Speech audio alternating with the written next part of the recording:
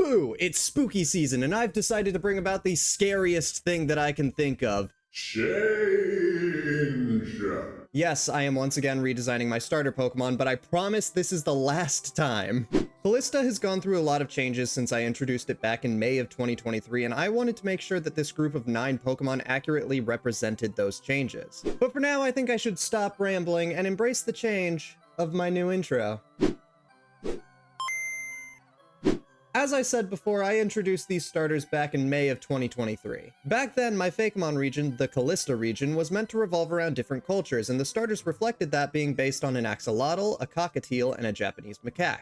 3 animals that have nothing to do with the region's base inspiration of California. But now the Kalista region has a new overarching theme, which I think fits the setting better, and I want this new starters to reflect this new theme. The new theme, of course, being expectations versus reality.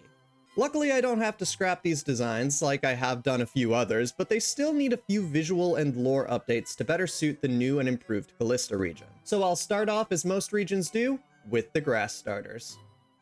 Zolleaf, Budzol, and Florlotl are based on axolotls and the idea of plant cutting being the practice of cutting off a piece of a plant and planting it somewhere else to grow a copy of the original. I felt that this concept melded well with the axolotl's innate regenerative abilities, but my original concept art didn't do the idea justice. My first redesign of the line is actually super solid. Zolleaf's silhouette became less busy, and its flat face with a stylized cross-section pattern really brings home the idea of it being the severed tail of Florlotl. Yes, that is the lore of Zolleaf. Budzol also got simplified, but not quite to the same degree as Zolleaf. It became quadrupedal, and the leaves in its design were changed to look more like juvenile Monstera leaves. I also made it more apparent that the leaves over its face were some kind of mask and incorporated the root gills from Zolleaf's design in a way that alluded to the armor of the final evolution. The redesign was also posed in a way that made it seem more shy and reserved than it was before. I liked these redesigns a lot. So much so that I didn't even change them for this video. Florlotl, on the other hand, needed a lot more work. Florlotl's design adds an extra element to the concept of its evolution line. It's based on the Aztec god Xolotl, the god of fire and lightning. Xolotl is heavily associated with axolotls since, in one story, he essentially disguised himself as various plants and eventually an axolotl to avoid the wrath of the other Aztec gods. This association with the god of lightning gave me a solid reason to add the electric type to Florlotl, but I didn't depict it very well in the original concept art. Sure, it looks fast and has some jagged lines and yellow in the design, but not every Pokemon can pull off the Jolteon excuse. So in the first redesign, my goal was to make the electric type show through a bit more. I added some yellow lightning bolt patterns around the wrists and ankles and made the tail slightly more jagged. Other than that, I updated the leaf to look more like an adult Monstera and added more gold adornments to really bring home the idea of it being an Aztec god. This was okay. I liked the design at the time, but Florlotl is meant to look bulky, and this design's borderline hourglass figure wasn't really depicting that. Florlotl was actually the main reason that I wanted to redesign the starters. It and Eternix, but we'll get to the fire starters later. The original redesign just didn't do it for me.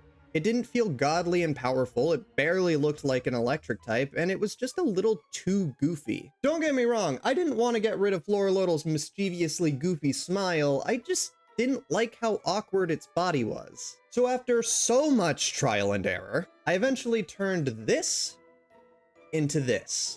Florlotl 3.0, baby! I made it look bulky and immovable with a slightly thicker body and a squat stance. I kept its goofy grin, but brought back its wicked-looking claws from the original concept art. But probably my favorite change of them all is the petals. This entire line has had its gills evolve from roots to leaves to flower petals, but in this version of Florlotl, the petals triple as an Aztec-inspired headtress that really shows its station as the most powerful evolution of this line. Oh, and that gold armor that it had? It's not gold anymore. Instead, this armor is made out of amber, which was once thought to be able to conduct electricity, further pushing this Pokemon's connection to the electric type. But now that you've seen all of the grass type starters, I'll let the Pokedex briefly take over. Zolleaf, the cutting Pokemon, a grass type. Zolleaf's biology has puzzled many researchers who have studied it. Its face structure and incomplete biology suggests that it's only a small part of a larger Pokemon, yet it functions properly as a complete organism.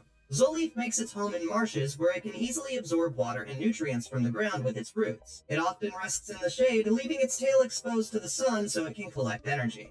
Budzol, the budding Pokemon, and the evolved form of Zolleaf, a grass type. Budzul is a very shy and reserved Pokemon that prefers solitude. It often hides behind its tail to avoid other Pokemon while it absorbs sunlight. Budzul hides its face behind a cover of leaves. It is unknown whether this is due to its anxiety or if the leaves are a protective mask meant to shield its face while it reforms. Florlodal, the full bloom Pokemon, and the final evolved form of Zolleaf, a grass and electric type. Zolleaf uses the leaf on its tail as well as its crown of petals to absorb sunlight and generate ungodly amounts of electricity. In a pinch, Florlodal can use this energy to stimulate its cells, allowing it to regenerate any lost limb or other damage in no more than a few seconds. When it knows its life will come to an end, Florlodal will channel all of its energy into its tail, severing it from the rest of its body. The discarded tail will later become a Zolleaf when it senses no danger. So what do you think of the new grass starter redesigns? Do you like them more or less than the originals? Wait, hold on a second. Florlodal's the only one that really changed. So what do you think of the new Florlodal redesign? Do you like it more or less than the original? Oh god. I'm just gonna move on to the fire starters. Embered, Burntu, and Eternix are based specifically on sulfur-crested cockatiels, and the entire line takes inspiration from the life cycle of a phoenix. Life, death, and rebirth. Starting with Embered, its redesign didn't change all that much. I still think to this day that it had the best concept design of all the starters. The white and yellow just go together really well, and using the real-world bird's feather crest to show off Embered's fire typing was kinda brilliant if I do say so myself. After all, Embered is based on an Aboriginal story about a cockatiel giving their people the gift of fire. As you might be able to tell, I really liked Embered's original design. That being said, I ended up changing the beak in the first redesign to make it look more like a cockatiel. I also gave it more detailed wings that would actually be able to lift it off the ground, unlike these little nubs. These changes in the first redesign were very small, but they were necessary. For the second redesign, I fixed the only two remaining problems I had with the original: the head and the legs. Embered 3.0 now has legs that actually look like they could support its weight, and its head shape was changed so that it is now 50% beak. This works to keep those baby-like proportions, and it looks more visually interesting than the big circle it was before. Now, where Embered represents a phoenix's life, Burntu represents its death. I made it look slow and lethargic compared to the very small and fast pre-evolution, and changed its colors to be those of ash. Burntu is figuratively and literally burnt out. It has no more energy left, and its design definitely showed that, but the darkness of its colors blended with the line art and turned the entire thing into a big black blob. For the first redesign, I lightened up the colors a bit and added some more details to the whole design. But I accidentally made it look more content, which, when paired with the feathers covering its eyes and the smoke effects, kinda makes it look a little bit stoned. Listen, we already have Weed Cat. I don't need to add Weed Bird into the mix, so it had to be changed. Enter Burntu 3.0. Fundamentally, I didn't change all that much about the design, mostly just the pose. It's now sitting the way birds do, which allowed me to slump it forward and thicken up the body a little. I was also able to change the feather hair in the beak to make it look more, well, for lack of a better word, depressed. The only other thing that really changed is just the fact that there's less fire. Burntu is burnt out. It wouldn't have much in the way of fire on it. But all that changes when it evolves into Eternix. Eternix represents the stage of rebirth. It's risen from the ashes and become more powerful than it was before. The concept art has that power that I wanted from this final evolution, really bringing home the Phoenix inspiration with a body wrapped in fire. The main problem I had with it was the wings were too big. They made the rest of the body feel small in comparison to the other fully evolved starters. It also has this patch of red on its stomach that looks a lot like a sunburn. Someone pointed it out to me, and now I can't unsee it. In the first redesign, I wrapped more of the body in flames that were changed to be pink and sparkly so that Eternix matched its secondary fairy type better. I tried to fix the wings being too big, but ended up still having that problem to some degree. There was also the issue of this super awkward looking long neck that I gave the design. I don't know why I thought this was a good idea, but I did, and I was wrong. On top of all of that, there was another problem with this design that someone pointed out to me, and again, I can't unsee it. This redesign of Eternix looks shockingly similar to my PFP. Got the pink pants and the white shirt and the exact same posed. So now whatever I do with the Turnix, it has to be a complete and total overhaul of the design. I did end up keeping the sparkly pink fire from the original redesign, but everything else was changed drastically. This is a Turnix 3.0, and oh my god, it is so much better than the original. I decided to make it more anthropomorphic, which I know that's a scary term for Pokemon fans, but it works for this one. The tail feathers sort of form this robe shape, the flaming collar looks like a heart locket or perhaps a pendant, the head and beak look so much better than they did before, and the pose manages to show off so much of this new design's personality. It's still a powerful phoenix, but this design showcases more of its beauty over its power. And part of the reason is because I took loose inspiration from clerics in D&D when I designed this. They're the de facto healing class, so it kind of makes sense for this design's evolutionary progression. But that's enough from me for now. Let's hear from the Pokedex. Embered, the fire starter Pokemon, a fire and flying type. Embered is bursting with more energy than its little body can reasonably handle. To expel as much of that energy as possible, it moves quickly and erratically, releasing heat from its feather crest as it does. Embered will continue to burn through its energy reserves until there is nothing left to keep it going. When all its energy is spent, it will stop moving and evolve. Burntu, the burnout Pokemon, and the evolved form of Embered, a fire and flying type. Burntu has barely a fraction of the energy it had as an Embered. To conserve as much as it can, it moves as little as possible, only getting up when its life is in danger. Burntu's body has a hard time sparking a flame. As it rests, its core temperature will rise and it will begin to regain its lost energy. Eternix, the rising Pokemon, and the final evolved form of Embered, a fire and fairy type. Eternix is a well of infinite energy. When its life would come to an end, it can use this energy to heat up its feathers, shedding its age and burning away any injuries. Eternix's energy is all stored in the burning heart on its chest. This flame cannot be doused by any source, and it is theorized to be able to survive a vacuum. The astute among you might have noticed that Embered and Burntu are finally part flying. I've gotten a lot of questions asking why these two weren't originally part flying, and my answer to those questions was usually, well, Waxley isn't part flying, and honestly, Fire Flying, not that great a type combo. But I guess on the flip side of that, Fire Fairy is a really good type combo, so I guess what I'm trying to say is the pre-evolutions are now part flying. But typings aside, let me know what you think of the new redesigns of Embered, Burntu, and Eternix. Do you like them better than the old redesigns? Let me know while I move on to the water starter. The water type starters are Swimian, Maclam, and Macastrol.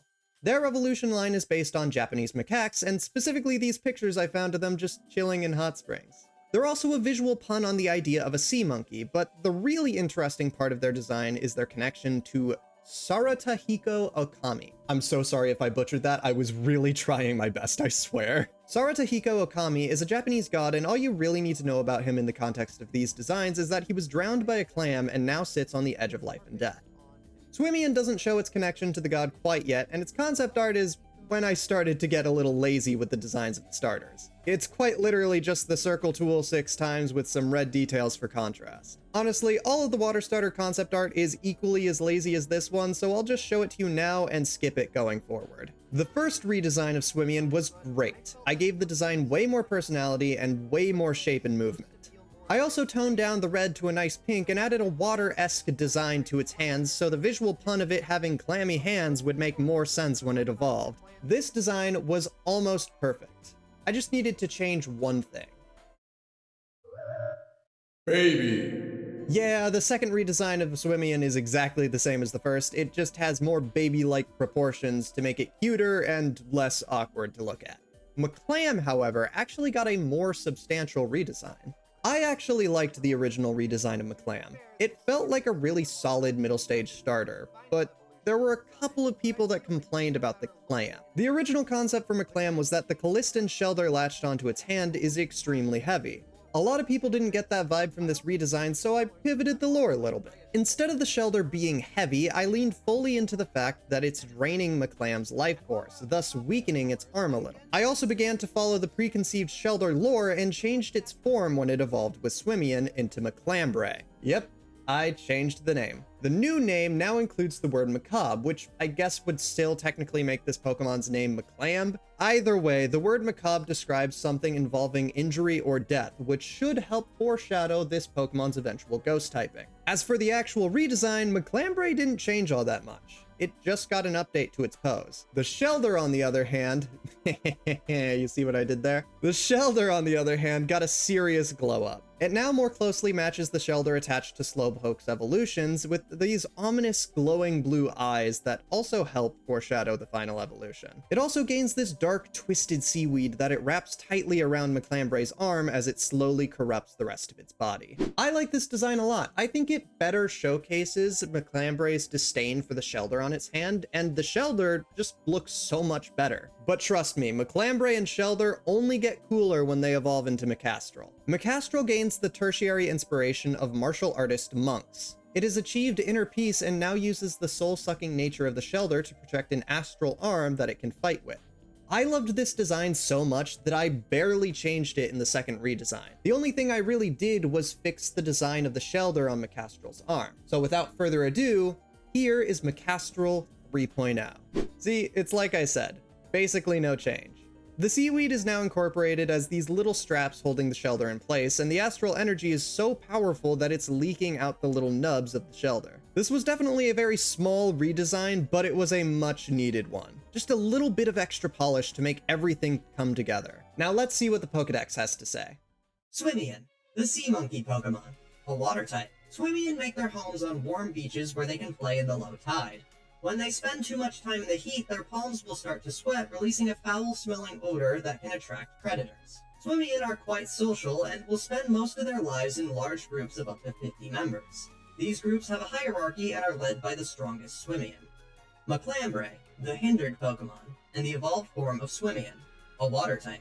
Maclambre is under constant threat from the Shelder clasped around its arm. It must consume a total of 2,292 calories a day or risk having all of its energy drained. The Shelder stuck around its arm is a major hindrance to Maclambre's swimming. It is not very heavy, but the Shelder has significantly weakened Maclambre's arm, giving it a mild fear of drowning. Macastrol, the enlightened Pokemon, and the final evolved form of Swimian, a water and ghost type. Macastrol has turned its greatest weakness into its most powerful tool, overtaking the Shelder through spiritual strength alone. It can use water and astral energy to project an incredibly strong new arm that can punch the soul out of the body. Being stuck on the edge between life and death has allowed Macastrol to reach a state of enlightenment. Many spiritual trainers partner with this Pokemon in the hopes of achieving the same. Earlier in the video, I mentioned that Kalista now has a new overarching theme, and how these new designs for the starters better reflect that. The starters still have an overarching theme of immortality among them, but now they can add an extra theme of overcoming obstacles. I know, it's an abstract theme, just hear me out. All three starters start out as plucky, bright-eyed children with big expectations for the world around them. Then they evolve and depression. Budzol has trust issues and faces severe social anxiety, Burn 2 is experiencing burnout and barely has the motivation to do anything, and Maclambre quite literally is disabled. It functionally loses its arm in a tragic accident. Do you see what I mean now? All three of the middle evolutions face some sort of hardship that they overcome when they evolve. Budzol blossoms into a beautiful flower and regains its confidence, Burn 2 after taking a break and resting regains its motivation and heals, and Maclambre is able to overcome its disability and become more powerful despite it. They did all this with just a little bit of change in their lives. Change is important. In Pokemon, it's represented by evolution. The Pokemon literally changes into a different species that's stronger than it was before. But for people, it's a little different. We show our change through growth of character or growth of skill. And sometimes when we change, it's not even for the better, which is why change can be so scary sometimes. But it's still important. When I look back on the first designs for these starters, and a lot of my other Fakemon, I'm proud of how much my skills as an artist have improved. And I'm equally excited to see how they'll change in the future. Because, as I've said before, I've got a lot of plans. Anywho, I hope you like the new designs for the Kalistan starters. Let me know down in the comments below which one you would choose if given the option. And don't worry, the wait for Kalista content is finally over. I'm back on the workhorse, and I'm very excited to show you guys how my Fakemon region has developed since its original conception. So if you want to keep up with it, make sure you're subscribed to my channel with notifications turned on. Also, don't forget to leave a like on this video if you're enjoying my content. It motivates me to make more videos like this one, and it also just helps with the algorithm and me getting shown to more people. You know, that kind of vibe. Anyhoozles, I hope you all have a great day, and remember, Porter was here.